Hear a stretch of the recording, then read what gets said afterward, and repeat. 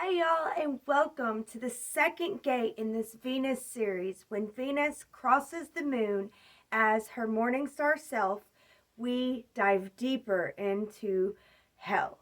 And as the story goes, Inanna crosses through the second gate and she loses her divine vision as she goes through the second gate to hell to visit her sister, her shadow self.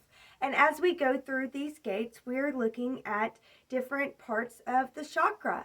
And this is the third eye gate. So it's a little confusing. Second gate, third eye. Gate of the third eye. So yeah, this is the gate of the third eye, the second gate in our series.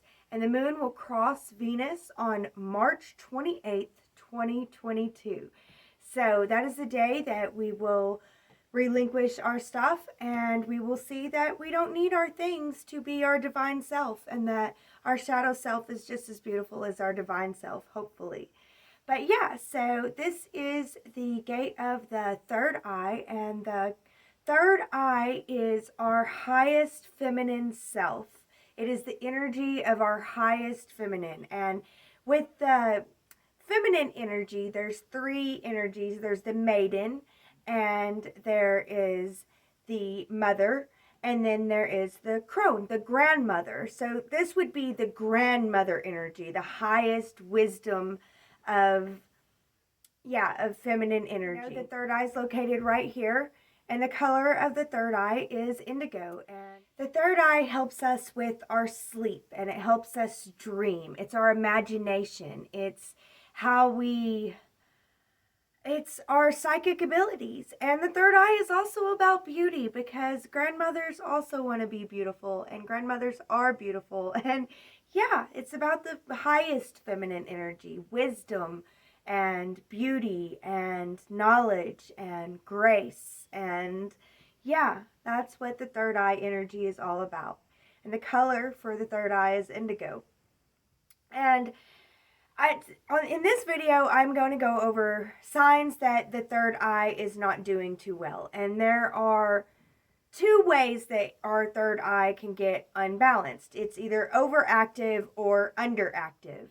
Signs that you have a underactive third eye is feeling disconnected from your intuition or imagination. If you're one of those people that says, I don't have an imagination, I can't imagine things, you're disconnected from your third eye, and you have an underactive third eye, and you should do third eye healing work. Look into ways to heal your third eye and to turn that third eye on. And also, if you're unable to see the big picture, you're unable to step into someone else's shoes, and you only focus on the details, or you only focus on your perspective. You don't focus on the bigger picture, and you're unable to step in someone else's shoes and empathize with them. You have an underactive third eye. Your third eye is probably turned off or blocked. And some signs of an overactive third eye would be very lucid dreaming, like even into your waking life. It's like hallucinating, you're dreaming as you're waking. You have a very overactive third eye, and you should actually do grounding work. Look into ways to heal your root and grounding work, which honestly is just connecting with Mother Nature. Anytime you can go outside and connect to any part of the earth, you are helping ground and taking time to breathe and ground. Because yeah, if you have an overactive third eye. And insomnia is another sign of an overactive third eye, being unable to sleep. And actually, if you have an underactive third eye and you begin to turn your third eye on, you'll see that certain times you'll wake up, and you always wake up at that time. Take note of what time it is, and it's your third eye turning on, and you're beginning to learn your intuition. So yeah, but insomnia, if you can't ever sleep and you can't ever sleep, yeah, you might have an overactive third eye. Your third eye might just be going constantly and actually needs to tune out. You need to tune out, grounding work, and trying not to think as much. Don't be so imaginative.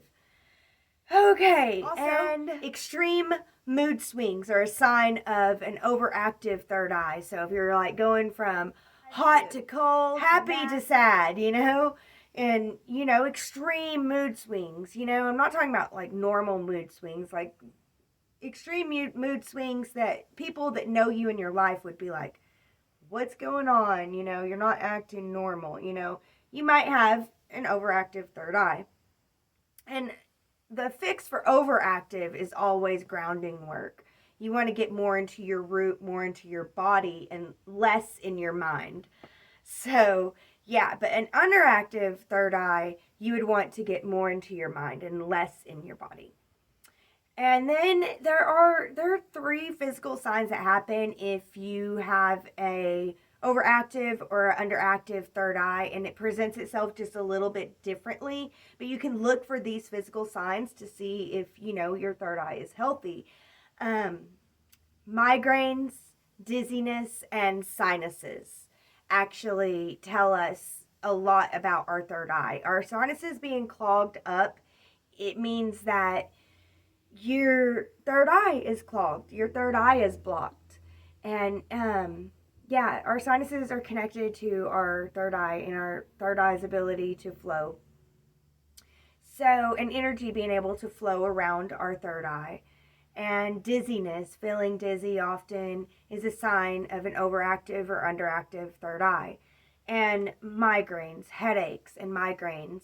And I think that if you have an underactive third eye, the migraines are more of like a dull ache that never really goes away. But if you have an overactive third eye, you tend to have those more intense migraines where all the light, you have to get away from everything. You feel really, really dizzy, stuff like that. I think that that's a sign of an overactive third eye, and you would need more grounding and healing work in your chakra and to come out of your imagination. You're far too in your imagination and your empathy, and to become more of your own person and less of caring for everyone kind of person. I think that that would help a whole lot. But I'm no medical doctor at all. So just take it for what it is, and if it helps, then it helps. If not, then move on, and always consult your doctor for any kind of medical stuff.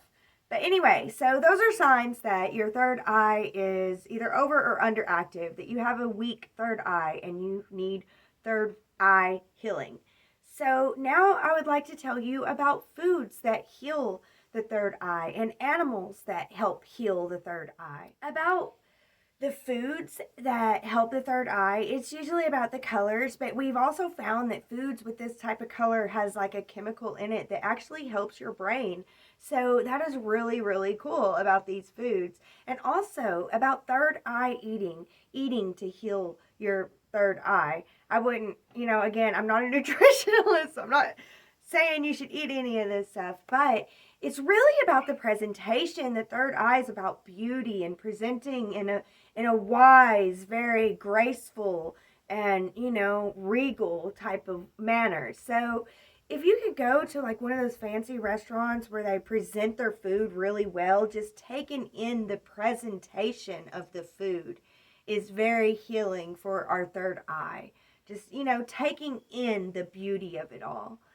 And so with all that said, I'm going to tell you a couple foods that are healing for the third eye. And third eye healing foods are eggplants, plums, blueberries, grapes, and actually eggs, fish, and turkey are very healing for the third eye because eggs are a feminine type of thing. It connects to the feminine. That it's the female that carries the eggs, and so eggs are actually very healing for the third eye and very healthy for the third eye. Of course, follow your own diet and your own thing. I'm just letting you know. And animals will help us heal our third eye and any chakra. Animals can help us heal because they carry the energy in its purity. In a lot of ways, they do. And just connecting with this animal, having like a couple photos of an animal of the chakra that you're needing to heal, or reading about it, or even going to like going to a place that you can observe this animal in its natural habitat would really help heal your chakras. And the animals for your third eye that will help you heal the third eye, it really embodies the energy of the third eye that we're talking about. And the number one animal for the third eye is the eagle. Of course, the eagle is the animal for the third eye. The eagle is able to fly high above all the rest and see the big picture. And they're very regal and very loving too. And they can be very fierce. So, yes, the eagle is the first animal for healing the third eye. Is the peacock. The peacock really embodies the energy of the third eye. It has the colors and it has the eyes all on its back, you know? So that peacock energy is very much the third eye energy. And dolphins. Dolphins embody the third eye energy. And you know, a lot of people want to go swimming with the dolphins. And I think that there's a very sacral thing and reason for that. And lizards and salamander is actually a third eye animal. And cobra. The cobra is a third eye animal. The cobra snake. So yeah, you might want to look into those for healing your third eye. And okay guys, so that's all that I'm going to go over with this video, and I thank you guys so much for watching and being here. And of course, as always, be blessed with love.